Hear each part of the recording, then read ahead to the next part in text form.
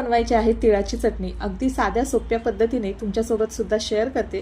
तर चला, सगळ्यात अगोदर ना इथं मी पांढरे तीळ घेतलेले आहेत। हे बिना पॉलिशचे तीळ आहेत। आता हे तीळ लोखंडी तव्यामध्ये एकदम बारीक गॅस करून आपल्याला खरपूस भाजून घ्यायचे, जेणेकरून आपली चटणी सुद्धा अतिशय चविष्ट आणि खरपूस तयार होईल। अशा पद्धतीने तीळ उडायला लागले याचा अर्थ तीळ व्यवस्थित भाजले। त्याच्यामध्ये थोडासा लसूण आणि लाल मिरची टाकलेली आहे। चवीनुसार थोडंसं जिरं सुद्धा टाकायचं। व्यवस्थित ते सगळं भाजून घ्यायचं। आता एका डिशमध्ये काढून थोडा वेळ थंड होऊन दिलं।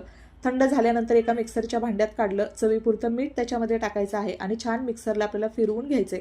तुम्ही बघू शकता अशा पद्धतीने अतिशय झटपट होणारी पण तितकीच चविष्ट आणि खमंग आपली तिळाची चटणी आहे तर ती तयार झालेली आहे। आता मी इथे छोटा स्टीलचा डबा आहे याच्यामध्ये काढून ठेवते। 8 ते 10 दिवस ही चटणी अतिशय व्यवस्थित राहते आणि चवीला सुद्धा एकदम छान खरपूस अशी लागते। तर तुम्ही सुद्धा नक्की बनवून बघा। तुम्हाला आवडली तर नक्की चॅनलला सबस्क्राइब करा।